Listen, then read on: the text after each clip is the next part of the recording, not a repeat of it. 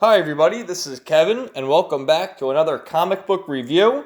And like I said, we're going to start looking at some different books here. Aside from Marvel and DC, I got a Dark Horse, IDW, and Image comic book this week. This is a Dark Horse comic, X-Ray Robot #1 by Michael Allred and Laura Allred. I'm assuming it's a husband and wife duo. And it looked pretty interesting. It was displayed heavily as a #1 on my shelf, so I decided to pick it up and try something new. And I think it's only like a 6-issue miniseries, so we'll check that out. See what's going on with this book here. That's a little bit of science fiction and stuff like that. So this is the main character here, Dr. Max Wilding, and you see he's doing some sort of experiment with algorithms and equations, and he's got his assistant there helping him, and they're trying to piece together a robot. And you get this dopey little scene where this is the boss here, Mr. Reynolds, and he's just doing something, God knows what, and the woman lay off, slapping him around, and Dr. Wilding here is trying to be the good guy and seeing what's going on, and she's like, "Shush, I'm a strong woman, I can do it myself," and you kind of have like this, dopey little plot going, and she's, bitch slapping the boss, and it's like, yeah, clearly you could totally do that in any job, bitch slap the boss and then get a promotion. And she's like, "Oh, you're on the team now." He says, "Oh, fine, you're on the team. Thank you for the opportunity." And then like scratches his head. It's like just all this stupidness. And Dr. Wilding here is like, "Oh, I need that the 20% budget increase on the project, sir."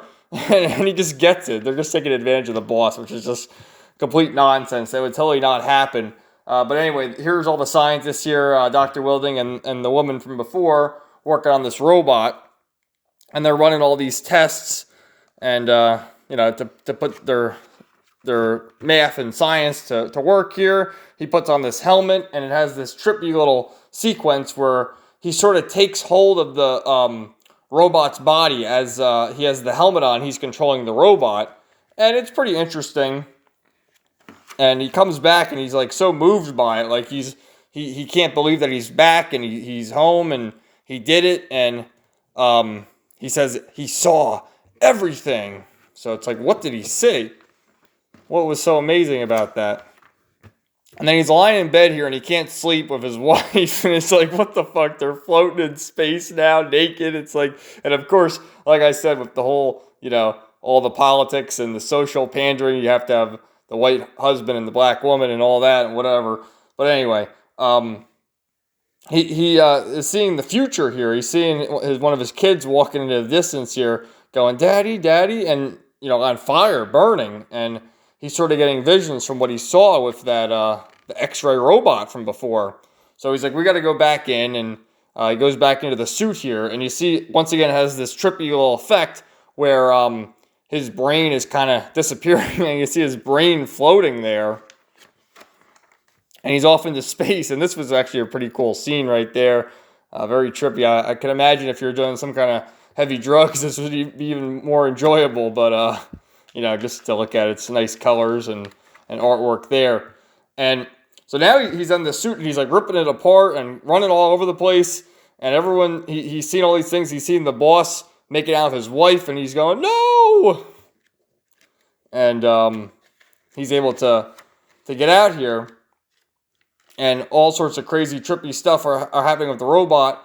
And then the robot starts talking, and he's saying, "You have to understand, I've lived 277 years since the last time I've been in this room, and it's me, Dr. Max Welding." So the robot's here as the doctor, 277 years in the future. And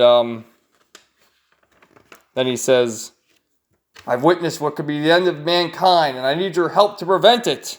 To be continued. So the beginning kind of has like all this weird social pandering and the identity politics sort of thing, but the overall story of the robot in the future, and it has, this is like the villain in the future, 277 years in the future, that's going to cause all the fires and destruction. You saw the foreshadowing of his child walking into the fire there. So it looks like it could be interesting. It's on sale next month, April 29th.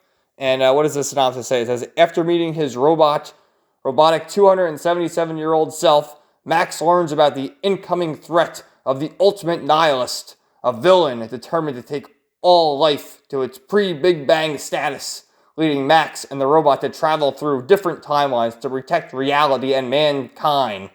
And, it seems interesting enough, so I might check it out the next issue. I liked those cool pages, especially that one page where he was going really trippy. And it has this here. These are supposed to be like glow-in-the-dark or 3D scenes here. And what I really like about these independent books, the Dark Horse, IDW, and Image, is they don't have ads throughout the book. And in fact, they just have the ads for their other titles in the back here. So you have this Bang, Neil Gaiman's Norse mythology, Spy Island, and Horsepower. So if you're into that. But I don't know. It's something new to try out. It was okay, I guess. I might have to just see what issue 2 is about, and before I can give my full verdict just after reading one issue. So if you read this book, let me know in the comments down below. Either way, give a thumbs up, comment, subscribe, ring that bell, and stay tuned for some more comic book reviews coming soon. Have a great day.